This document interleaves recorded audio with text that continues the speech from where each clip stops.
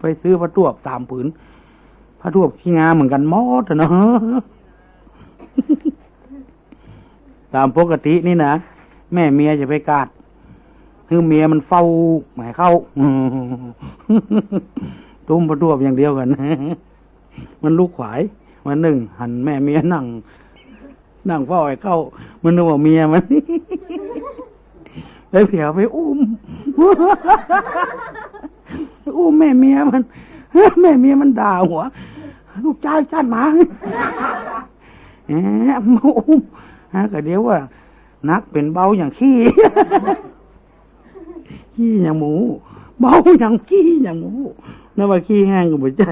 ไปอุ้มคนผิดเนี่ยยิ่งอย่างเหมือนกันนี่มันก็ดีนะ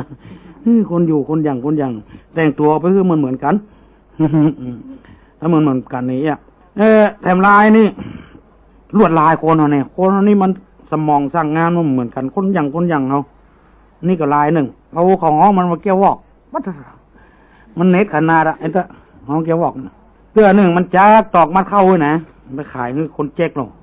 คนเจ๊กมาวัดพอของเรื่องนี้ใช้ไม่ได้มันสร้างกว่าเขาของเขายาวตั้งขนาดนี่สร้างอย่างนี้ว่าซื้อไหมเอาฝากไว้นี่เถอะแปะ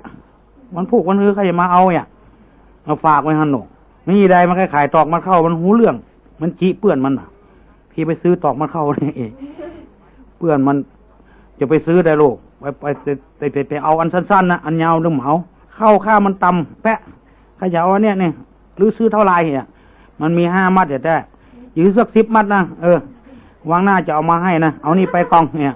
เหมาไปคือมันปอ10ก่อนนี่มีตัวใดเอาหมดมันนัก10ก็เอาแต่หรอกแต่พอถามอย่างนั้นแล้วนะแถมสักค่ำไอ้เจ้าของตอกมาล่ะถ้าข้าจะเอาตอกข้าคืนละ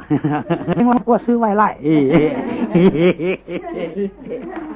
ซื้อเอาหมดแถม3 วัน 4 วันบาทนี่ลวดลายของคนที่เขาอู้นี่ก็เพราะว่าเขาผู้จ้าความคิดมันอย่ามาเก่งแต่เก่งว่า